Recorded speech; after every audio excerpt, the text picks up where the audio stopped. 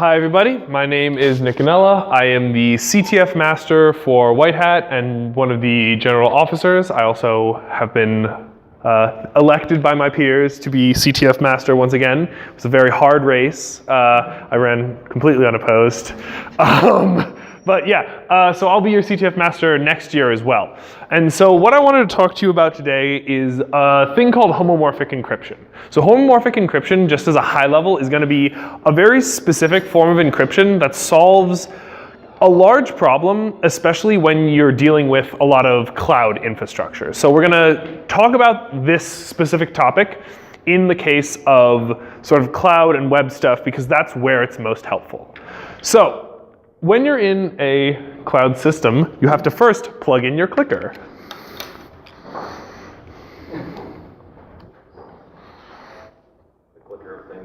Okay, so you've got your basic cloud system where you've got your Windows computer talking to AWS. Clearly, by default, this is going to be a very, very secure line of communication because, you know, when I think security, I think Windows.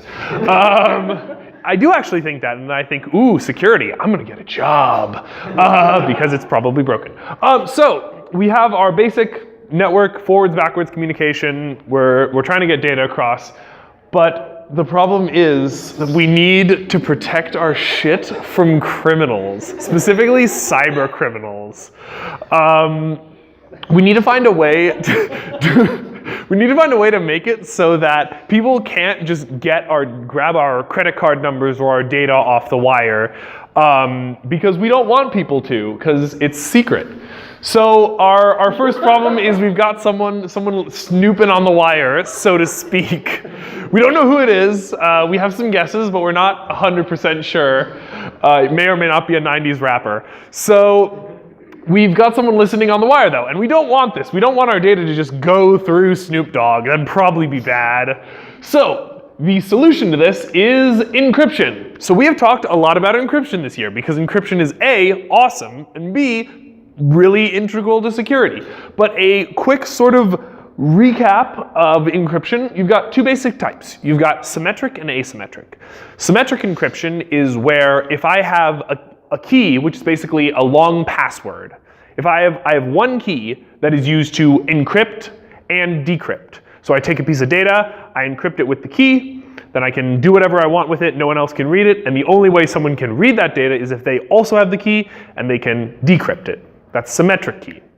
Now, asymmetric key is where you construct two separate keys that are constructed together with these cool mathematical properties such that if you encrypt it with one key, which we'll call the public key, we can only decrypt it with the other key. So not even the key that you encrypt it with can decrypt that message. You encrypt it with the public key, and you can only decrypt it with the private key. And the reason they have these names is because a public key you can then give to everyone, and everyone can encrypt a piece of data to you. But if you want to see that data, then only you can see it because you keep your private key private. You do not make your private key public. That's how you end up being a modern CA.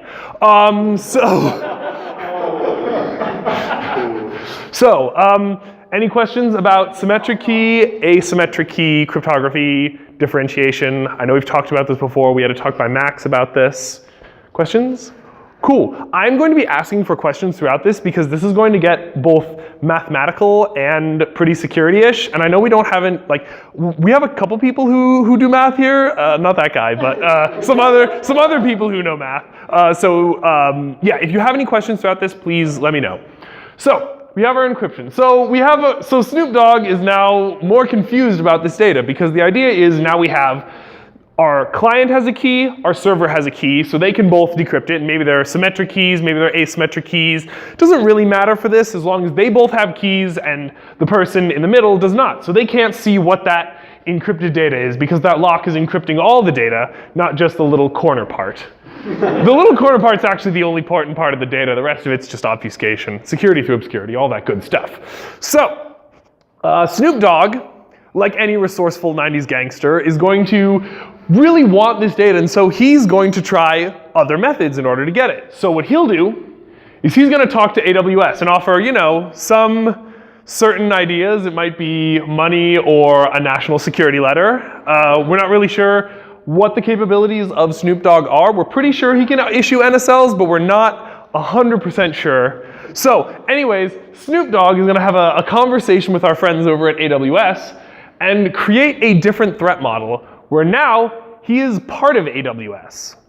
So we can see our old threat model or our old solution is not going to work because Snoop here happens to be on the AWS server. He's part of the client, or he's part of the server rather, so he has access to the key. So when we send the data over, he's just like, ah, shit, and now he has the data. So that's not going to work. So we need to do something a little bit different.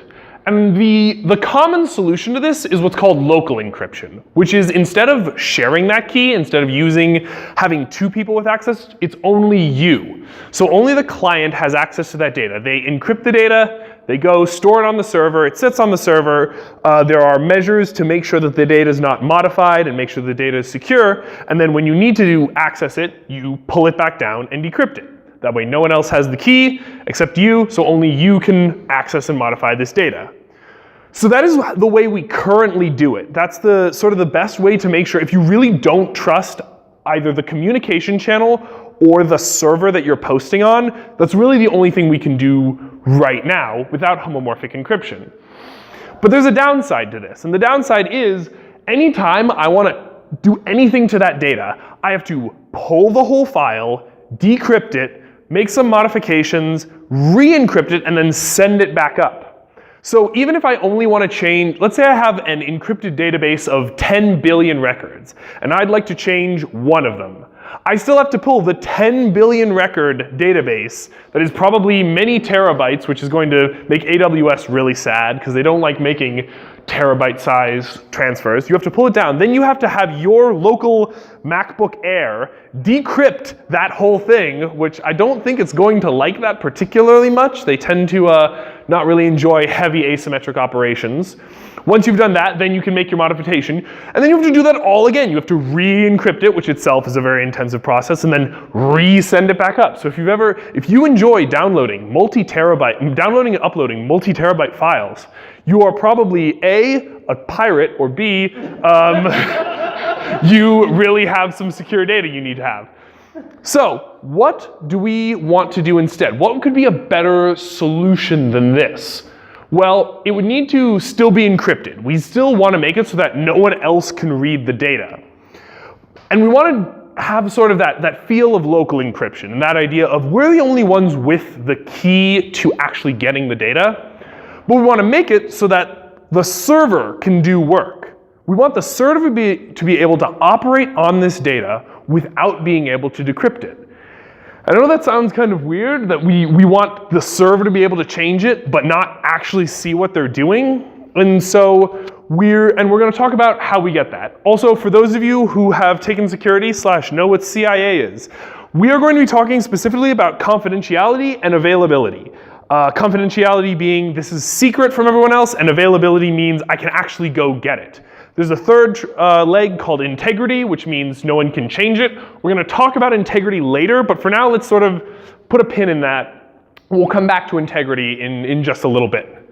So now we have to take a quick jump into what a homomorphism is. So we've been calling this homomorphic encryption, and I've sort of just been throwing around that word, but what is a homomorphism? And it's really just this simple idea that we start by picking a universe and an operation. So the universes could be anything from, the integers to real numbers. I'm sure all y'all have all y'all taken at least like Calc 1, Calc 2?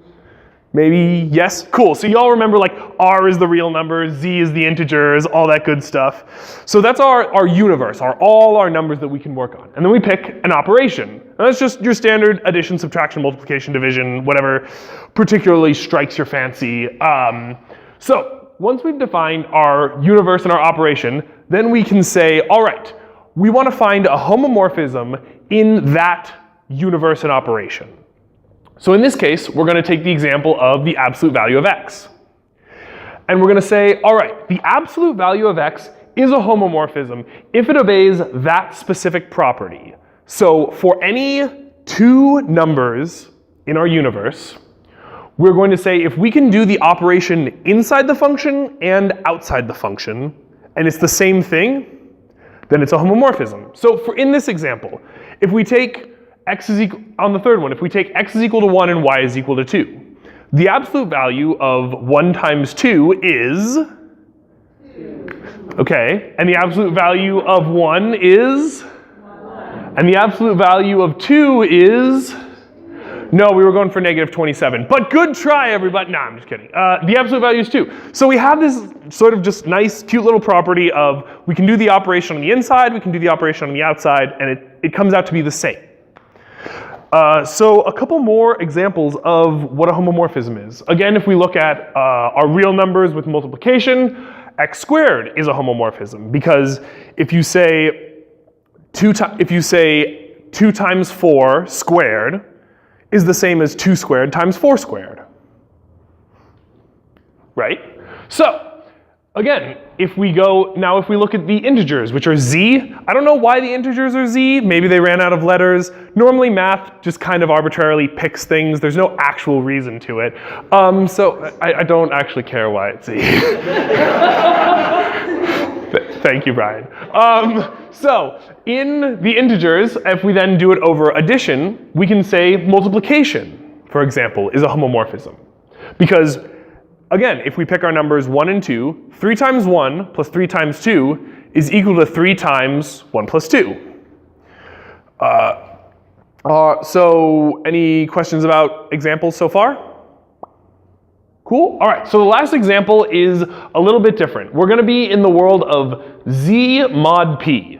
So mod is, for those of you who've done any of the CS classes, the percent operator, the remainder operator.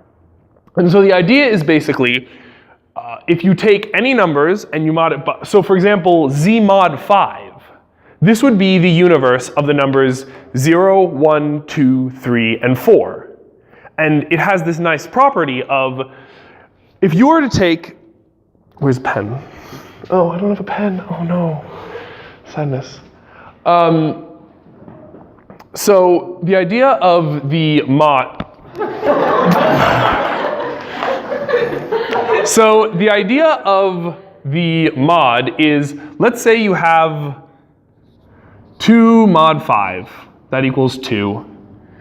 And what would happen is you can say 2 plus 2 mod 5 equals 4, but 2 plus 4 mod 5 is equal to 1.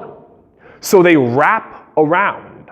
It's this idea of basically you can keep adding. So in z mod 5, 0 plus 1 is 1, 1 plus 1 is 2, 2 plus 1 is 3, 3 plus 1 is 4, 4 plus 1 is 3 plus 1 is 4, and 4 plus 1 is 0. And 0 plus 1 is 1, and 1 plus 1 is 2, and 2 plus 2, well, 1 is 3, so on and so forth, wrapping around forever. Does everyone get the intuition on that kind of? How we're just sort of wrapping around whatever are p minus 1 numbers, 0 through p minus 1? Cool. So in that world, f of x equals x plus p is a homomorphism.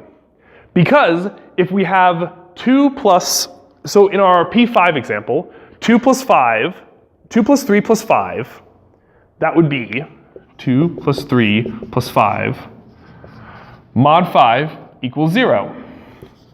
2 plus 5 plus 3 plus 5, mod 5 equals 0. Make sense? Any questions? Cool, all right, so, yep. Could you sort of show where that, I'm confused what the function is happening. Can you put some parentheses or something?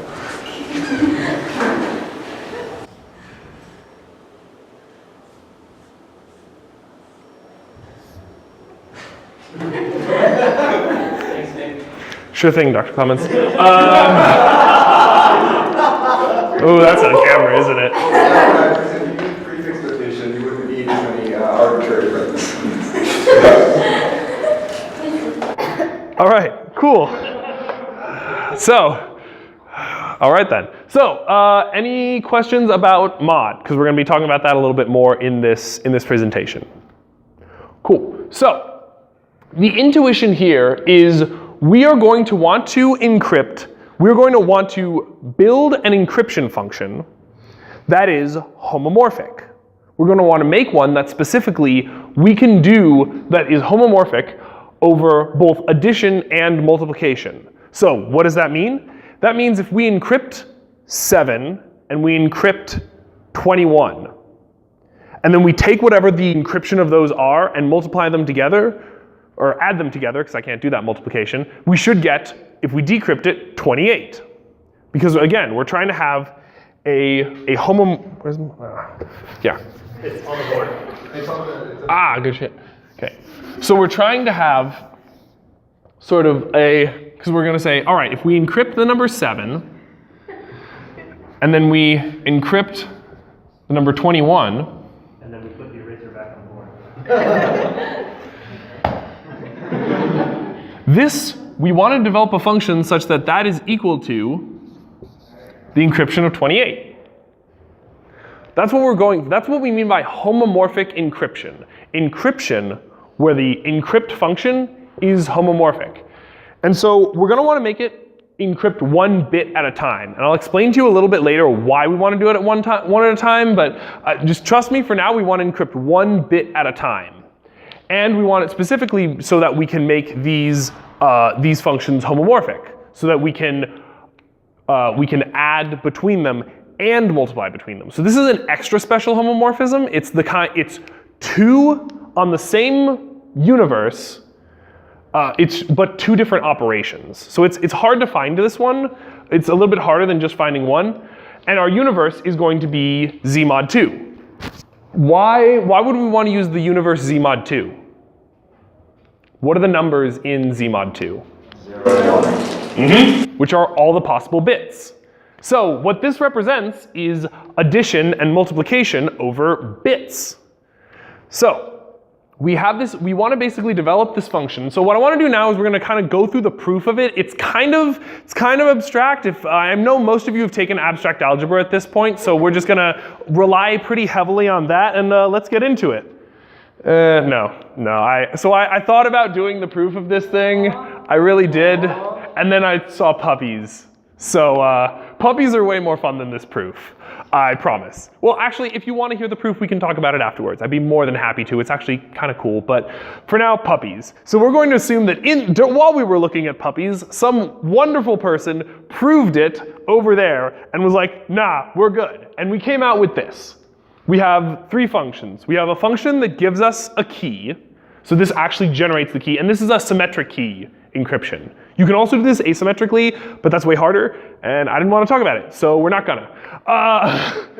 So we generate our key. We have an encryption function that takes some message, encrypts it, and we have a decryption function that takes an encrypted message and decrypts it. And we know that our encrypt function is homomorphic in this way that we have it. So what? How does this help us with all? Because remember, our whole problem is we want to be able to make the server do work on data that they can't see. So how does that matter? Well, the secret is in this nice little equation right here. Since our E is homomorphic, we get this equality.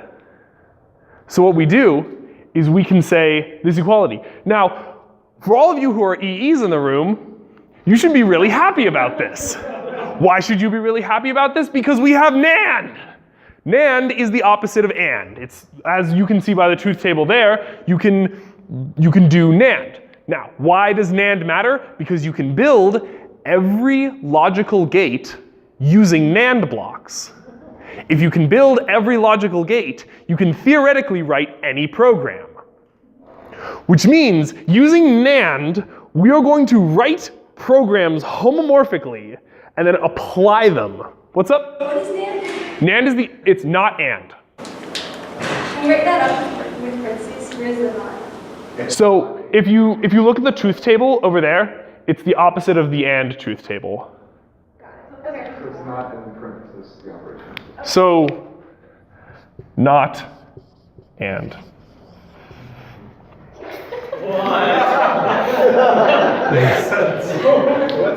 Perfect syntax.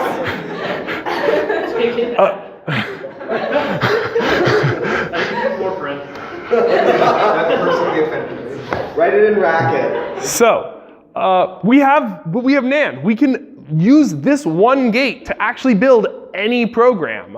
So what we're going to do is we are going to build some programs. Because yeah, we have all these other logical gates, so all programs can actually be reduced down to just a bunch of logical gates. That's how CPUs work, for the most part. There's some special stuff in CPUs, but we're not going to worry about that right now. We're going to say we can get all of our programs written with these NAND gates. And so the idea here is we're going to develop this function called, we're going to basically make it so that, So what we're going to do is we're going to develop this function called evaluate. And evaluate is going to take our key and take some arbitrary function that we write. It's going to turn that function into a series of encrypted NAND gates, send it up to AWS, and AWS, all they have to do is apply that function to the document. That function will output some output. If we take that output back down and decrypt it, it's the answer to that function. So I always find this easiest to think about with an example. So we have search. Let's say we want to write a function that finds words in a big document of text. I'm sure some of you all have done this. I know word search is still a thing in 101, maybe, possibly? Yeah, probably. So for those of you who did word search, the idea is basically you have a big block of text and you're trying to find words in it. So what you're going to do is you're going to run your evaluate function. That takes the key and your search for words function, and it's going to convert it into these encrypted NAND gates and build a whole program out of them. Then it's going to send that to AWS. AWS will be like, okay, I'm just going to run that on this document. I don't know what it is. I don't know what this function does. I don't know what the document does. And it's going to produce some output, Y. Then it'll send that Y back to me. I'll decrypt that Y, and that will be the answer to my function. But yeah, we have this nice system where now we have this property of they don't know what the code is doing and they don't know about the data, but we don't have to bring the data down to our shitty home PC. We can do it on some cloud server, make them do all the heavy lifting, and then get it back. So, I know what y'all are thinking. Why do we not have homomorphic encryption everywhere? And I think some of you have figured it out in that if you build a program out of NAND gates, it's going to be quite large. So actually, the author of the guy who developed this system said he tried this with AWS. He wrote a similar to the word search program. It was about 3 terabytes. He then proceeded to try to ship it up to AWS, who refused the connection. So how did this get better from pulling down terabytes? I will tell you how it gets better. As of right now, it's not. So that is sort of the next slide. Oh wait, actually no, I want to talk about that first. So yes, we have that slight problem of right now the programs are huge, and I'll talk about how you make them small a little bit later. But first, remember how I put that pin in integrity? Because right now we have a document that is by design malleable. You can add and multiply stuff to this document. So if the server's feeling mighty malicious or just kind of mean, they could just start throwing random numbers in and you wouldn't know how to know whether it's been changed or not, because there's no integrity built into the system. But we have programs that deal with integrity right now. I like HMAC. HMAC's a cool algorithm. HMAC's just a program. You can write it as a series of NAND gates. So what you do is you encrypt HMAC, ship it up to the server, HMAC it, pull it back down, decrypt it, and that's the HMAC of your data. So all you have to do is make sure that you can write, any program can be written as NAND. So you can add integrity on almost consequently. It's very easy to just sort of tack this on top of the system. What's up? So part of that use, though, requires you to be able to upload the program of your own generation. Because the whole problem with uploading terabytes might be solved by caching programs on the server, but you have to trust the server to not make a fake HMAC and give you back erroneous results like that. Mm-hmm. Yeah. That's usually why. So yeah, you have to, there are systems that are developed in this that I didn't want to get into in this presentation, but there are systems to determine they ran the program using a scheme similar to this where you're adding data in encryption. And I'd be more than happy to talk to you about that after the talk. But yes, so that is a problem. You have to make sure that, the only thing you have to make sure is that you have some way to get that data back from them and be able to verify it. What's up? If like a search for words was a couple terabytes, how much is HMAC? As I said, that is the major problem with homomorphic encryption right now. I will get to that. Can you kind of exhibit encapsulation HMAC, no pun intended? What do you mean exhibit? So meaning can you run through a gist of HMAC encapsulation? What is it? What is HMAC? Yeah. Okay, yeah, so HMAC is a type of hashing algorithm. Have we talked about hashing algorithms before? If not, the idea with a hashing algorithm is basically it lets you get the fingerprint of a piece of data. It's an algorithm that no matter how many times you put the same piece of data through it, it will always have the same result, and it'll always be of a certain fixed length.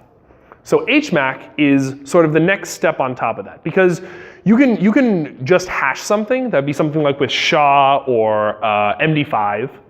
But when you do that, you don't actually add a lot of integrity to it because people can modify that hash and muck around with it. So HMAC says, okay, I am going to combine this with a secret, like a secret key. I'm going to combine this data with a secret key and then hash that. So that way, I know when I get the data back, if I undo it once I can hash it again with that secret key and compare my hashes, but no one else can generate that hash, because no one else has the secret key. So it's basically a way to do a more secure hashing, because you're introducing that extra randomness in the secret key. Make sense? And so that's just an algorithm. Again, you just upload it as NAND gates. So as I said, why do we not have homomorphic encryption everywhere? Because it sucks. So actually, as of right now, homomorphic encryption is not viable. Exactly because of that problem. It takes many large programs to send them back up and send them back down. So why am I talking about this? Why have I just stood up here for 30 minutes-ish just talking about a system that doesn't work?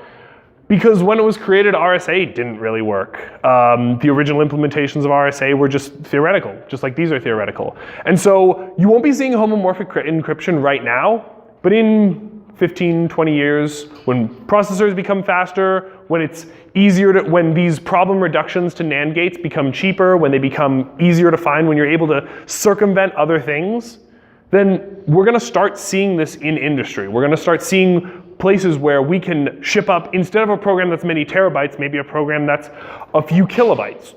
For another example would be if you're not dealing with a malicious server, but just with, so one place that they're really using this right now is health records, because health records have to be encrypted. And the server might not necessarily be malicious, but it is a requirement to have them encrypted. And right now with health records, you have to, pull them down to your computer, decrypt, do the modification, encrypt, put them back up if you want to store them. With homomorphic programs, you could cache these few programs that maybe say update this thing or change some status to something else. And then all of a sudden, instead of your computer have to doing it, or hospitals have to maintain high power servers, they can just use AWS because it's encrypted, because people can't break into it. And so yes, right now, homomorphic encryption is not going to show up in your browser. It's not going to show up in your probably local grocery store. But one day soon, we're going to have the ability to encrypt all these things remotely and be able to build programs. So the moral of the story is crypto research is really cool. There's a lot of these really neat things like, oh, we're gonna build a program out of encrypted NAND gates and send it up to a server. There's a lot of these really neat things that are right now, not practical, but they get there. So I would highly recommend y'all Keep one eye on the white papers. If you're just getting into security, take some of the classes here. Security 321 is a wonderful introduction to security and gets you a lot of the basic terminology. If you really want to dive in, there's plenty of conferences that have these white papers like this, papers about new ideas in security, new things that people are trying and might actually be kind of useful. And so I really recommend read up on it because there's a lot of cool stuff out there. And with that, I have a final XKCD, and if anyone has any questions.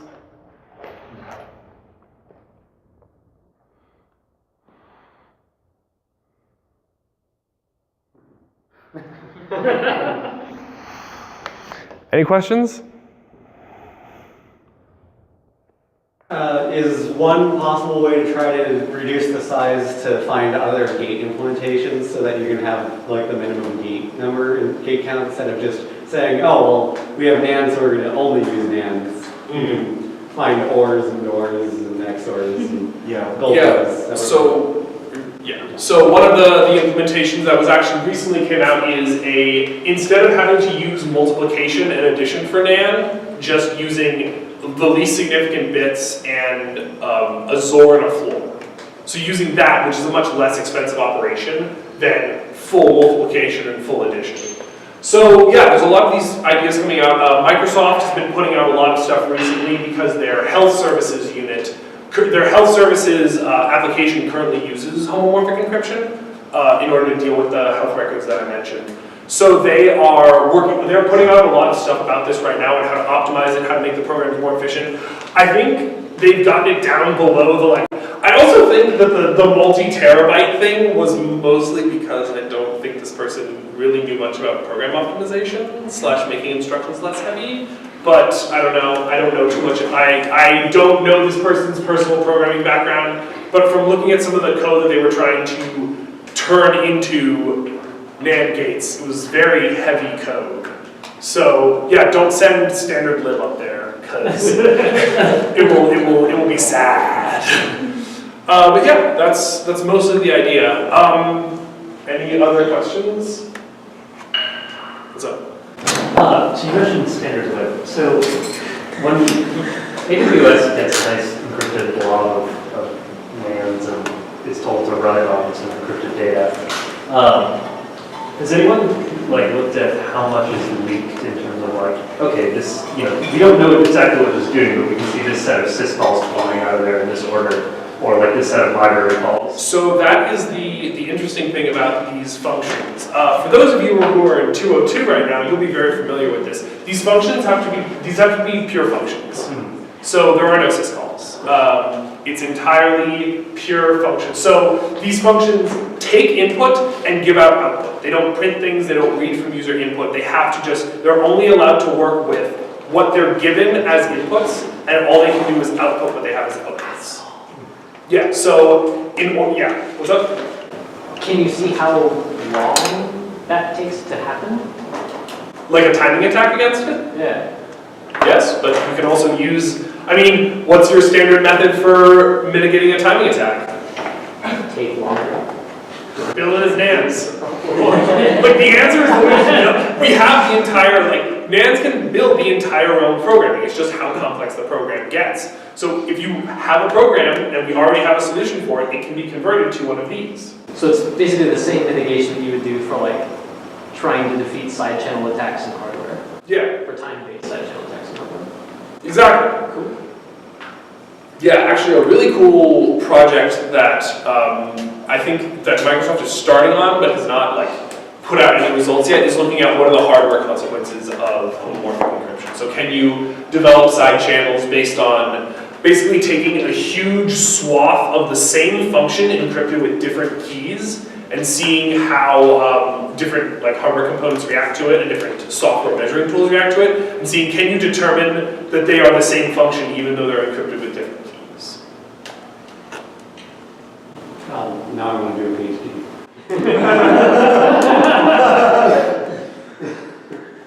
Any other questions? Read white papers? Always fun. All right, thank you very much.